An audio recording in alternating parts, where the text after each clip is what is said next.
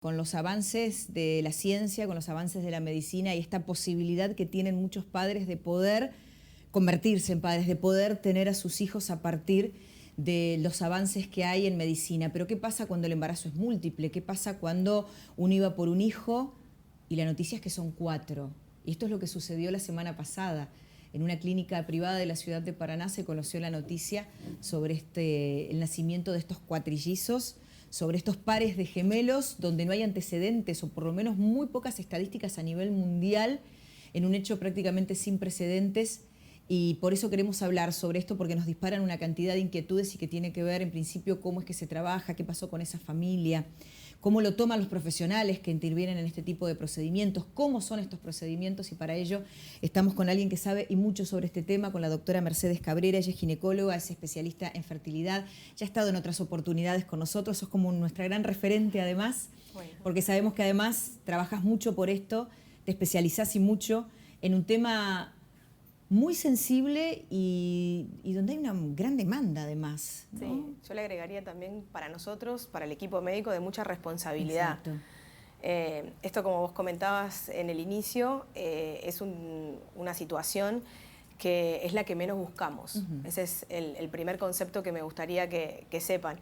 Nosotros no buscamos un embarazo múltiple, estamos preparados para gestar de a uno. Por lo tanto, todo lo que tenga que ver con la ciencia, lo que tiene que hacer es imitar a la naturaleza, porque así es como estamos preparados. Esto fue un caso sumamente raro desde el punto de vista de la biología y de la evolutividad y desarrollo del embrión, que eso es lo que hoy por hoy es noticia en todos lados por cómo se comportaron estos embriones, que no es lo habitual.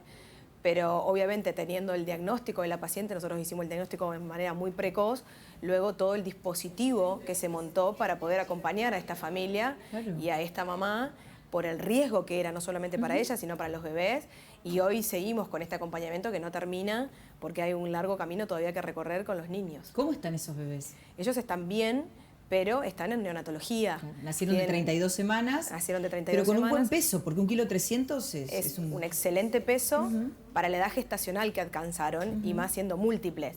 Pero no obstante son prematuros extremos y tienen todos los riesgos de cualquier prematuro, porque tienen un tiempo muy prolongado en neonatología todavía. Entonces, en este tiempo pueden ocurrir un montón de situaciones. Por ahora los bebés están bien, se están todos alimentando con leche materna, o sea que vienen con una evolución también sumamente rara para lo que es, pero bueno, estamos todos expectantes y esperando el día a día. Y esa madre además, ¿no? Y esa madre que, como yo le digo, es una leona, ella desde el principio entendió la situación y se responsabilizó también de la situación, como con el acompañamiento nuestro. Ella hizo un reposo increíble, tuvo un acompañamiento excelente por el grupo médico en Concepción del Uruguay, y después por acá. Ella hizo reposo al último tiempo casi absoluto y tuvo una gran dedicación a ese embarazo, y hoy sigue teniendo una gran dedicación en cuanto a aportar leche materna, en cuanto a estar todo el tiempo en la neo, estimulando a los bebés. O sea, y la dedicación que va a tener. Y la dedicación que va a tener. De aquí en adelante. Porque hay una realidad, Mercedes, también, y cuando nosotros nos enteramos, bueno, primero de esto, ¿no? Que es muy impactante. Es muy impactante el nacimiento de cuatrillizos, y pensamos en esa madre y en lo que le queda por delante, en lo que implica para una familia de repente 4 niños. Obvio. 4 bebés. Sí, esto es lo que hablábamos desde el principio, también con el papá, que es excelente, y con todo el soporte familiar que tienen. La verdad que tienen una familia increíble, porque se turnaban para venir cuando ella está internada acá desde hace un montón de tiempo. Se turnaban las amigas, las hermanas, todo el tiempo ella estaba acompañada con alguien, y el dispositivo que sigue también ahora. Porque si tenemos la suerte que nos acompaña tanto la ciencia como el de arriba, como yo digo, y los niños son dados de alta, también tienen un largo camino en la casa para la crianza de esos 4 niños. ¿Ustedes hacen un seguimiento? Digo ustedes porque son el equipo que trabajó en esto y que logró además milagro para esta familia. ¿Hay un seguimiento también? Sí, hay un seguimiento de parte nuestra, pero también de toda la comunidad científica. Hoy por hoy en reproducción hay como 2 grandes líneas, obviamente todo lo que tiene que ver con la parte de investigación en cuanto a la tasa de embarazo y aumentarla y todo lo que tiene que ver con eso, pero también hay todo un seguimiento muy estricto, y en eso Argentina ya empezó a tomar registros. Todos los centros tenemos que ir reportando el nacimiento, cómo evolucionan estos niños, si tienen algún tipo de patología, cuando van teniendo 7, 8, 10 años. No nos olvidemos que el primer tratamiento de reproducción hoy tiene 41 años. Y es el que va marcando, digamos, el camino en cuanto a sus patologías, en cuanto a cómo es el desarrollo, cómo fue su desarrollo del ovario, cómo fue su embarazo. Hay un montón de cosas que hoy por hoy a la ciencia también le preocupan de estos niños nacidos de reproducción. ¿Qué tan avanzado está esto en la Argentina? En la Argentina, ¿cómo estamos posicionados? No, en la Argentina, gracias a Dios, siempre se dice que no hay reporte de nada, que no se lleva registro de nada, pero en Argentina en este tema, la verdad que hoy, hace ya varios años, comienza a haber un registro en el cual es importante denunciar no solamente los embarazos, sino también en qué edad gestacional nacen, cuál es el peso, hasta qué edad llegaron, cómo nacieron, por qué vía nacieron. Todo en Argentina empezó a tener un registro que no es un registro de años, que no acompaña a lo que es, o sea, lo que se ha desarrollado la fertilidad en Argentina, no es el mismo registro, pero por lo menos empezó y se está haciendo de una manera muy seria. Por eso todos los centros que estamos nucleados a lo que es la Sociedad de Medicina Reproductiva tenemos que ir denunciando año a año todo esto. Claro. ¿Cuántos años tiene la mamá? La mamá tiene 33, 34 años. Una buena edad, como para poder llevar adelante también, y debe haber incidido en este proceso, ¿no? Sí, y el papá alrededor de los 37. Claro. O sea, no queremos dar todos los datos porque es una pero cuestión para tener una idea y saber, digamos, pero son jóvenes. Claro, son padres jóvenes. Son Digo, padres y eso jóvenes. también juega cuando llega un matrimonio. Lo que se supo a partir de la noticia, que cuando se conoció la noticia, es que era un matrimonio que hacía por lo menos 2 años que estaba intentando lograr un embarazo, no podían hacerlo y llegan hasta Paraná, son oriundos de Concepción del Uruguay, llegan hasta Paraná y llegan hasta ustedes para pedirles asistencia. ¿Qué pasa con ustedes y las edades de los matrimonios o de las familias que llegan, o de las parejas que llegan en realidad a solicitarles un tratamiento? ¿Cuánto juega o cuánto incide? Eso incide muchísimo. Hoy, el otro día daba clase en la universidad y explicaba que hoy por hoy, a pesar de la cantidad de cosas que tenemos a nivel científico y de laboratorio, la edad sigue siendo el factor pronóstico de embarazo más importante en la mujer, no es así en el varón. Pero en la mujer la edad sigue marcando la probabilidad de embarazo, la tasa de embarazo, perdón. Por eso en esta paciente nosotros obtenemos 2 embriones de una edad temprana muy escasa, solo de 8 células y 72 horas de evolución post-fecundación en los medios de cultivo y en las estufas. Como eran 2 embriones y muy pequeños, ¿sí? Se le transfieren 2. Por eso es que se le transfirieron solo 2 embriones, porque la probabilidad de que embarace esta paciente era de un 20 a un 25%. Si cuando yo salgo de la transferencia, ella me dice, Merce, ¿cuánto? Y le digo, esta es la cifra, Ro, que describe la literatura. Y bueno, y ahí fue donde... Y después no solamente fue esta sorpresa de que se embaraza de ambos, sino que a su vez también ambos, una vez lograda el intraútero, se dividen. Claro. Por eso hacen los 2 pares de gemelos. Queremos que nos expliques. Vos hablás como, bueno, quiero que nos explique cómo es el procedimiento, cómo es que se logra esa transferencia, cómo se da ese proceso, que mucha gente no termina de comprenderlo. Claro. Nosotros se forma de un único óvulo y de un único espermatozoide un embrión. El embrión, al cabo de 24 horas, tiene 2 células, al cabo de 48 horas tiene 4 y al cabo de 72 horas tiene 8. Esas células son totipotenciales, o sea que son células que pueden formar cualquier estructura.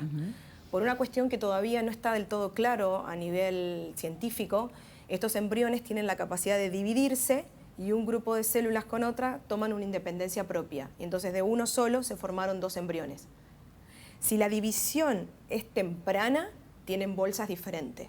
Si la división es más tarde, tienen una única bolsa los 2. Y si la división es más tarde aún, son los siameses, porque comparten ciertas estructuras. ¿Me explico? Sí. Entonces eso fue lo que ocurrió, no solo con uno, sino con los 2. Por eso son 2 niñas y 2 niños, claro, cuyo material genético es idéntico. Por eso son gemelos. Claro, son gemelos y mellizos. Y mellizos entre ellos. Entre ellos. ¿Y cómo se da esa transferencia? ¿Cómo se lleva a la práctica? ¿Cómo es? La transferencia es un procedimiento sumamente sencillo, que es, como yo le explico a la paciente en el consultorio, es muy similar a un Papá Nicolau. Se coloca a la paciente en posición ginecológica y dura 5 minutos, 10 minutos. Muy impresionante. ¿Y eso puede prosperar o no? Eso puede prosperar. No necesariamente quiere decir que ese No. embarazo pueda prosperar como vos lo marcabas. Exacto. En este caso había muy bajas probabilidades de que ella pudiese llevarlo porque eran adelante. embriones tempranos. Eran muy tempranos. ¿Y la decisión de cuántos embriones se transfieren? ¿Quién lo toma? ¿Lo toman ustedes? ¿Lo toma...? Hay un protocolo Ajá. ya establecido a nivel nacional y a nivel mundial, justamente por esto, porque uno lo que no quiere son los embarazos múltiples. Entonces, si los embriones son de día 5, que son embriones más grandes, con más de 64 células, se transfiere uno solo. Y si son embriones más pequeños, se transfieren 2. También depende de la edad, porque si son pacientes menores de 30 años, los que son de día 8, es discutible si transferimos 1 o 2. Entonces, hay una cuestión que, llegado el momento de la transferencia, nosotros valoramos la edad de la paciente y la cantidad de embriones y cómo es esa evolutividad de esos embriones. Claro. Porque no es lo mismo embriones que tienen una capacidad biológica en las estufas excelente y aquellos embriones que tienen otra, claro, cuya capacidad de implantar es diferente. ¿Y qué pasa con los embriones que no implantaron? Los embriones que no implantaron y que llegan hasta un determinado día, que es el día 5, se vitrifican, se congelan. ¿Y cuánto tiempo queda eso congelado? Lo que la paciente quiera. ¿Y hay un momento donde la paciente te dice ya no los quiero más? Y No, la paciente, esto es muy buena la pregunta, hay una legislación sobre lo que es la vitrificación de embriones. El paciente primero tiene que aceptar la posibilidad si quiere vitrificar embriones o no. Es un proceso biológico que no sabemos si se va a dar, claro, pero la paciente tiene que tener en claro que si vitrifica embriones, luego tiene que transferírselos. Es como yo le explico. Claro. Nosotros somos tutores de los embriones por una cuestión de la técnica, de que los embriones permanecen en nitrógeno líquido por una cuestión de cómo es la técnica, pero los embriones son de la paciente. Entonces, si ellos no quieren asumir esta responsabilidad o no quieren tener embriones congelados, lo que se hace es se producen menos embriones. Uno puede sacar 8 óvulos, pero no junta esos 8 óvulos con los espermatozoides, sino que junta 2 o 3 para obtener menos embriones, y los embriones que se obtuvieron fueron los que se transfirieron. Es muy fuerte esa parte, digo, porque que roza una cantidad de cuestiones, ¿no? Que no sé si es correcto decir que tiene que ver con la ética, pero también tiene que ver con la ética, con cuestiones morales, religiosas. Con las creencias, con todo lo que tiene que ver con el paciente y con su contexto social, claro, y con todo lo que es. Pero esto hay que hablarlo y en el consultorio se le explica y por eso tiene un consentimiento que le damos para que lo lean con tranquilidad, porque esto es una responsabilidad tanto de ellos como de nosotros. O sea, la ciencia ha avanzado y permite duplicar la posibilidad natural de embarazo en muchas pacientes, pero esto no debe hacerse con un descontrol o por el embarazo en sí. Claro. Esto tiene que tener una responsabilidad porque hay de por medio un niño, que no buscamos un niño prematuro, buscamos un niño que tenga las mismas oportunidades de desarrollo neurológico, psicológico, emocional y social que cualquiera que nace de un proceso natural. ¿Y estos gemelos que comparten el ADN, comparten el mismo patrón de enfermedades? ¿Es correcto? Te lo pregunto así desde la ignorancia. Perfecto. Digo, Ahí, ¿son niños que pueden tener las mismas patologías? Sí, patrones cuando la enfermedad tiene que ver con una cuestión génica, sí, pero tiene que ver con cuestiones ambientales, no. Claro. Porque en el desarrollo del niño entran las circunstancias del sistema inmunológico, que eso depende de la interacción con el medio, de cómo él cómo interactúa con el medio, lo que come, cómo se alimenta, qué actividad física tiene, y no son todos. Después ya empiezan a ser personas que, si bien genéticamente tienen el mismo código, por tanto son histocompatibles, pero después su desarrollo neurológico y emocional depende de cada uno. Y eso es único e irrepetible. Claro. Tienen conexiones, está estudiado, pero no son iguales en cuanto a su personalidad. ¿Y qué pasa con ustedes al momento de tomar la decisión de hacer la transferencia en cuanto a las cuestiones, en esto, digamos, en las cuestiones genéticas? ¿Qué tanto pueden saber? ¿Qué tanta información ustedes pueden tener o darles a esos padres? Muy buena esa. Nosotros del embrión tenemos un conocimiento morfológico, es decir, se mira por afuera el embrión. Y eso da un puntaje, un score, que a nosotros nos dice este embrión tiene más capacidad o menos capacidad. Pero nosotros no hacemos de rutina un examen genético del embrión. Se puede hacer, pero hoy por hoy eso está destinado solo a patologías. Ejemplo, pacientes que tienen enfermedades hereditarias, como cierta distrofia o cierta, la fibrosis quística, por ejemplo, que es una enfermedad que es la enfermedad que termina en trasplante bipulmonar. Entonces uno identifica el embrión que puede llegar a tener ese tipo de patología. Para eso sirve el diagnóstico genético preimplantatorio. Claro. Pero de rutina no se hace. O sea que nosotros no sabemos cuál va a ser la potencialidad genética de ese embrión. Eso no se conoce. Te lo pregunto porque no conozco casos o no son conocidos casos de fertilizaciones asistidas o de embarazos múltiples donde haya alguno de los bebés con síndrome de Down, por ejemplo. Lo que pasa que eso es una excelente pregunta. lo que se cree es que el embrión tiene una capacidad de implantarse, de pegarse en el útero, cuando su material genético es normal. Entonces, muchas veces si hay algo anormal, la misma naturaleza hace un fenómeno de selección, como ocurre en la naturaleza. En la naturaleza también ocurre esto, y por eso es el dicho muy común de que los primeros 3 meses no digas nada, esperemos, que eso viene de la observación. Muchas creencias vienen de la observación, y es que en la naturaleza también. En la naturaleza hay veces si se implanta un embrión cuyo material genético no es normal, el proceso se aborta porque es un mecanismo de selección de la especie. Bien. Están llegando consultas, llegan mensajes al 343-505-4874, consultas que pueden hacerle a la doctora Mercedes Cabrera, que sabe y muchísimo sobre estos tratamientos de fertilización asistida. Pueden mandarnos también sus fotos si tienen algún embarazo múltiple en la familia para compartir. Y fíjate, acá está, te llegan estas fotos, después las van compartiendo con vos, cómo van creciendo los niños. Buenos días, somos Constantino y León, mellizos, y acá vamos viviendo esta hermosa aventura de los múltiples. Que ya mellizos, bueno, decís, bueno, con 2 pueden. Pensamos en esta mamá con los 4 y te digo que en la producción nos dio como cosa. Sí. No podemos con los nuestros y pensamos en esa madre con los 4. Buen día, soy Luisina Simonuti. Quiero mandarle saludos a la doctora Cabrera, que es mi doctora con la cual yo estoy haciendo un tratamiento de fertilidad. ¿Qué te pasa a vos cuando tenés que trabajar con estas mamás o con estas parejas, con la incertidumbre, con la ansiedad, cuando se frustra la posibilidad de que avance esta transferencia? Uno dice implante, ¿no es correcto? Sí. Sí. ¿Está bien? Que es implante. ¿Qué te pasa a vos? ¿O cómo haces para tomar distancia con eso? Es difícil. Todas las pacientes me conocen y ellas muchas me dicen que hasta con la expresión de la cara yo manifiesto si va bien, si va mal la cosa. Pero generalmente a mí lo que hablaba después de toda esta repercusión y fundamentalmente a mí lo que me genera es responsabilidad. Porque esto dispara un montón de sensaciones y de ilusiones que no todas son reales y que no todas se van a poder concretar. Porque la ciencia tiene una probabilidad de embarazo, tiene una estadística y tiene una cuestión biológica de que no todos los pacientes que hacen tratamiento van a quedar, como yo le explico en el consultorio. Entonces esto genera una responsabilidad de poder explicar y entender y poder acompañar a la paciente que no queda, que es nuestro objetivo fundamentalmente. Porque la que no logra el embarazo tiene que entender que la vida no termina con eso, que hay otras opciones y hay otras maneras también de poder lograr canalizar ese amor que uno tiene para lograr un hijo. Entonces, esto es lo que más me genera mucha responsabilidad, en el fondo una felicidad, una satisfacción y por un lado una angustia, porque la secretaria me decía, doctora, hay un montón de pacientes que están llamando que turno de primera vez. Y yo pensaba dentro mío, es el deseo y la necesidad de poder concretarlo. Y esto no es magia, esto es biología. No, esto es biología y uno tiene errores, se equivoca, tiene su día, como cualquier médico, pero al mismo tiempo, salvando todo eso, uno trata de entender qué es la biología. Exacto. O sea, por algo a nivel mundial, la tasa de embarazo no es 100. Porque no lo es tampoco naturalmente, porque así es nuestra especie, porque no estamos preparados, no somos la especie que mejor reproduce por más que tengamos otro concepto. Pasa que es algo que uno nunca lo maneja. Y es algo aquellas que toman la decisión de querer ser madres entienden que, bueno, que van a poder serlo en algún momento o padres. Exacto, también, ¿no? Y hay una cuestión que vos decías que es una cuestión social de que estamos preparados para el colegio, la secundaria, la facultad, casarse y tener hijos.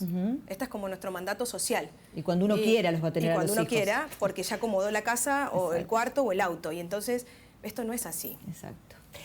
Hola Paola, ellas son mis sobrinitas Guada y Amparito, las únicas en la familia que son gemelas. Estamos enloquecidos, tienen 2 años. Un saludo a los 2, me llamo Miriam González. Bueno, beso grande para las gemelas también y lo que generan estos. Mira, buenos días, somos Daniela y Gustavo.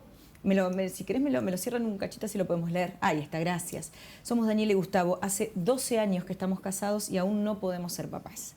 Hace un tiempo que me detectaron ovarios poliquísticos. Tengo 34 años y mi marido 45. ¿Qué significa un ovario poliquístico? Un ovario poliquístico es un ovario en el cual es básicamente un problema endocrinológico, un problema hormonal, donde hay un desbalance de las hormonas que no permiten el desarrollo correcto de los óvulos. Eso requiere un tratamiento. Este tipo de pacientes lo que tienen es que en el ovario hay una gran cantidad de óvulos que tienen una potencialidad biológica interesante.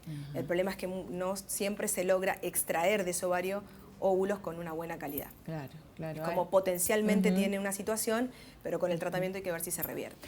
¿Te ha pasado de personas que se enojan con vos? Porque hay Hay quienes no comprenden esta necesidad de muchas parejas de ser padres y de poder someterse quizás durante años y tener que sobreponerse a la frustración de que ese embarazo no pudo prosperar. Y hay quienes se enojan con quienes deciden hacer estos tratamientos y no optan por otras maneras para ser padres. ¿Vos qué podés decirles a quienes no comprenden la necesidad de esos padres de ser protagonistas de su propio embarazo?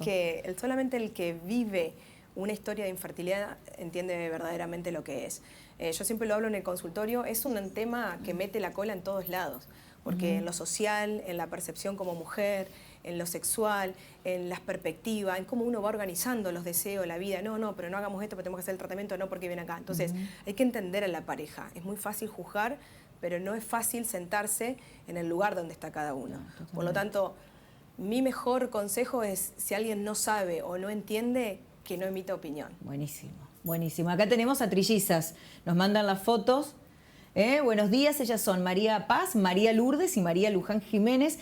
Ellas son 2 gemelas, claro, 2 gemelas y una melliza de las gemelas, Y fue un embarazo natural. Bueno, esto también puede pasar. Esto también sucede en la naturaleza, un embarazo natural. Y ahí están, miralas. Estaba pensando, estos cuatrillizos, ¿están juntos en la neo? ¿Comparten el mismo espacio, me imagino, sí, no? comparten, están todos los 4 juntos. Obvio, cada uno está en su incubadora por la complejidad. Sí. Pero ni bien los pueden ir descomplejizando, los empiezan a juntar porque ellos necesitan Debe el contacto. ser muy fuerte, además, el vínculo. ¿No tienen la sensación siempre de que ya los mellizos tienen un vínculo muy fuerte? Hoy ya tienen 14 años las bellas niñas y ahí están entonces las trillizas. ¿Es muy caro llevar adelante un tratamiento de estas características? ¿Las obras sociales lo cubren? ¿Cómo es para las familias que están del otro lado y que están interesadas en poder hacerlo? Hoy es ley en la Argentina los tratamientos de reproducción, por lo tanto, todas las obras sociales deben asistir a la cobertura de los tratamientos. Eso permitió que muchas pacientes que no tenían en su intención hoy puedan llegar a hacerlo. En este caso, IOSPER cubrió el tratamiento. En este caso fue una paciente con una cobertura de IOSPER. Buenísimo. Y si no hay obra social, en el hospital San Martín tiene que realizarlo. Sí, en el hospital también se hace. Siempre y cuando no haya un hijo previo, digamos. La ley no dice que tiene que ser condición tener un hijo previo para poder hacer el tratamiento. Buenísimo. En cualquier momento lo puede realizar. Si se demuestra una infertilidad primaria o secundaria, se puede acceder a los tratamientos. Buen día, Paola. Soy Norma Zárate. Mis saludos para Mercedes. Decirle que es lo más y la quiero mucho y te manda besos también, ¿no? Y este vínculo que estás estableciendo con tus pacientes. Hola, buen día. La doctora atiende a una amiga. Somos de Villa Domínguez y cada vez que venimos a Paraná es una expectativa. Sé sin conocerla lo humana que es y eso es agradecer de por vida. Mensajes que van llegando para vos. Soy mamá de mellizos, también producto de transferencia de embriones, un varón y una mujer. Ahora tienen 15 años, nos dice Liliana, que también comparte sus experiencias.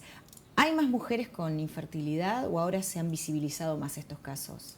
No, se han visibilizado más porque los medios permiten la difusión y porque entonces ante la imposibilidad de llevar un tiempo, las pacientes ya hacen la consulta. Muchas derivadas por el profesional que la sigue, su ginecólogo de cabecera, y otras porque ya cuando sospechan o van buscando y no lo logran, hacen la consulta. ¿Por qué hay tanta infertilidad?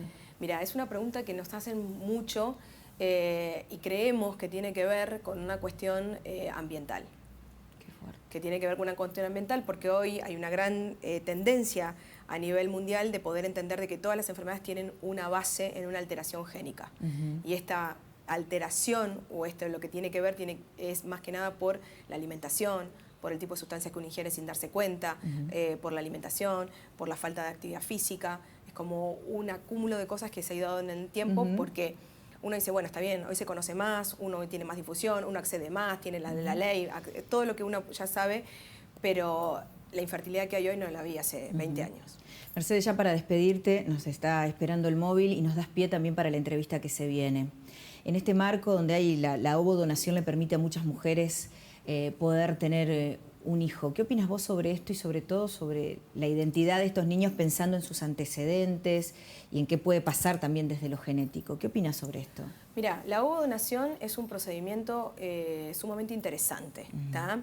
Porque si bien el material genético no es igual al de la paciente, el desarrollo neuro, psico, emocional del niño depende de la gestación. Por lo tanto, la madre que lleva adelante un tratamiento de ovodonación está siendo partícipe determinante en el desarrollo de ese niño. Bien. Es un concepto muy importante. Entonces, Yo creo, como lo hablo en el consultorio con las pacientes, que la ovodonación te enfrenta a dos conceptos. Así uno tiene el concepto de la maternidad genetista o si tiene un concepto de la maternidad biológica. Si el concepto es dar la vida y poder gestar un niño con lo que implica, ¿sí? Con lo que te acabo de decir, con el desarrollo neurológico, psicológico, emocional de ese niño, no hay duda quién es la madre de ese niño. Ahora, si hay un componente genético, entonces ahí es donde se empieza a cuestionar. Bueno, no te olvides que en nuestro mundo la paternidad es por adopción. Claro. Porque nadie se hace un ADN para inscribir al niño. O sea que la paternidad es por adopción y el niño no tiene duda de quién es su padre porque del momento cero escuchó la voz, escuchó sus palabras, escuchó su canto, escuchó que tocaba, o sea, sentía que tocaba la panza de su mamá y demás. Entonces el vínculo que genera la madre con un óvulo donado es increíble. Y aparte hoy hay estudios que hablan de lo que tiene que ver con la activación epigenética. Es decir, la madre, la que lo gesta, produce en forma determinante cómo se activan esos genes, que no fueron puestos por ella, pero sí son activados. Por lo tanto, cómo activa el gen es cómo va a desarrollar ese niño. Por eso los niños nacidos de ovodonación heredan todas patologías que no tienen una causa génica. Por ejemplo, la hipertensión, la obesidad, la depresión, la diabetes de causa no genética, se heredan.